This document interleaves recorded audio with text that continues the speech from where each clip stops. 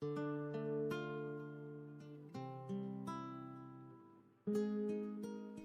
guys, Assalamualaikum warahmatullahi wabarakatuh. Berjumpa kembali di channel TGR Squad bersama saya Teguh dalam segmen Kata TGR. Pada video kali ini, saya akan membahas biografi sastrawan Indonesia, yaitu Sapardi Djoko Damono.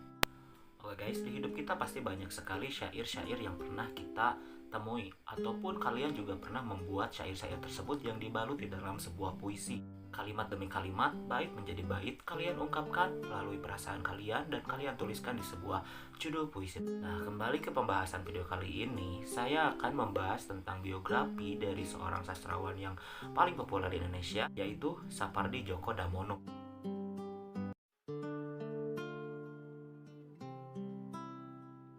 Siapa Sapardi Djoko Damono? Sapardi Djoko Damono adalah salah seorang penyair yang terkenal dari Indonesia.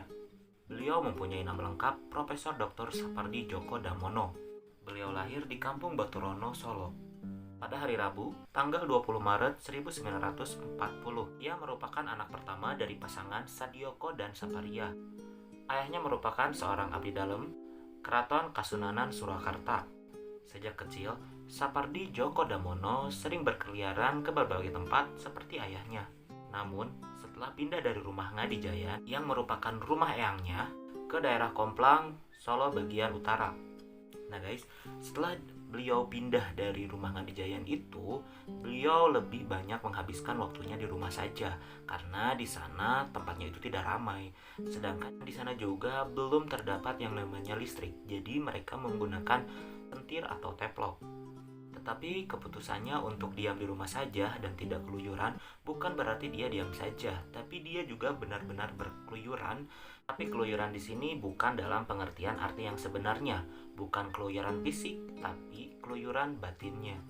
Dengan penggambaran kata lain, Sapardi terus masuk ke dalam pendengarannya dan beliau memasuki sanubarinya sambil membongkar pasang kata untuk mendengarkan secara lebih jelas dan terang bisikan yang diucapkan kepadanya. Oke, kita masuk ke part di mana beliau memulai menulis puisi. Pada tahun kepindahannya, beliau memulai menulis puisi. Ia mulai belajar menulis puisi pada bulan November tahun 1957. Ia menulis apa saja, pokoknya ia tidak mengutip atau tidak menerjemahkan. 1 bulan setelah belajar menulis, karya yang berupa sajak dimuat di majalah kebudayaan di Semarang.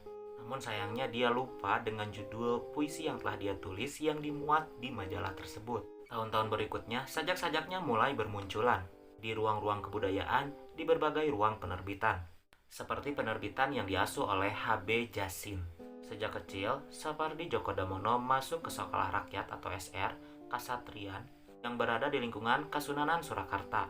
Setelah lulus dari SR, beliau melanjutkan ke SMP 2 yang lokasinya di wilayah Mangkunegaran. Kemudian masuk ke SMA 2 Solo. Dan setelah lulus, beliau masuk ke Universitas Gadjah Mada, mengambil jurusan Sastra Barat, Fakultas Sastra dan Kebudayaan. Ia pernah memperdalam pengetahuan tentang humanities di University of Amerika Serikat pada tahun 1970 sampai 1971. Semenjak ia sekolah, ia sudah bergelut dengan dunia sastra. Ia sering ikut mengisi majalah dinding. Nah guys, selain sebagai penyair, Sapardi Djoko Damono juga memiliki bakat yang lain. Ia juga memiliki bakat untuk melukis yang dipelajari dari sahabatnya yang bernama Jaihan.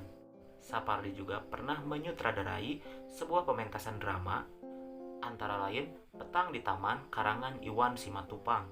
Sapardi juga memberikan arahan kepada mahasiswa baru. Arahan itu berkisar tentang bagaimana cara membawakan puisi yang baik.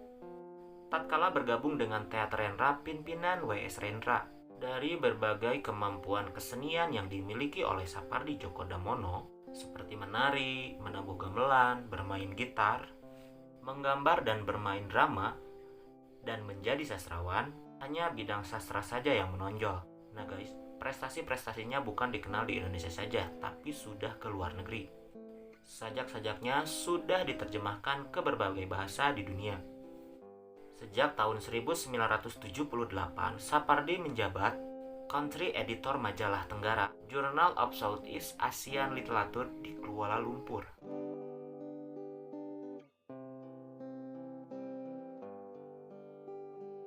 Oke guys, sekarang kita membahas tentang karya yang telah dibuat oleh Sapardi Djoko Damono. Buah karya itu berbentuk puisi-puisi yang sangat manis yang telah diciptakan oleh Sapardi Djoko Damono. Salah satunya adalah puisi yang berjudul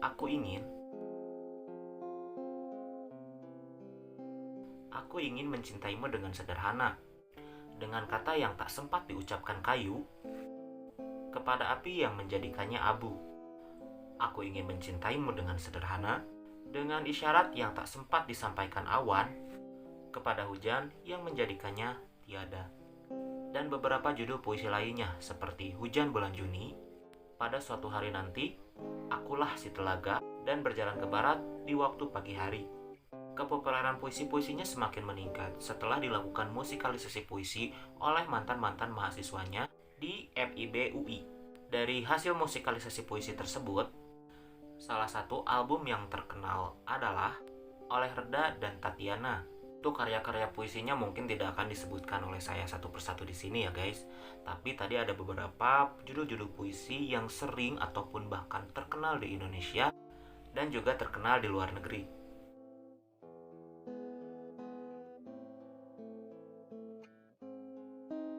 Innalillahi wa inna ilaihi rajiun.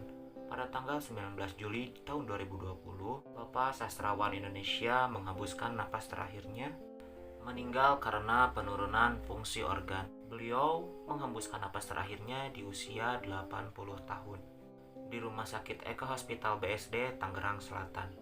Dan beliau dimakamkan di Bogor, di Taman Pemakaman Giri Tama, Giri Tonjong, Bogor, pada hari Minggu 19 Juli 2020 selepas sholat asar. Semoga beliau ditempatkan di tempat yang paling indah di sisi Allah Subhanahu wa Ta'ala. Amin ya Rabbal Alamin. Walaupun beliau sudah wafat, tapi karya-karyanya masih tetap hidup di hati sanubari semua orang.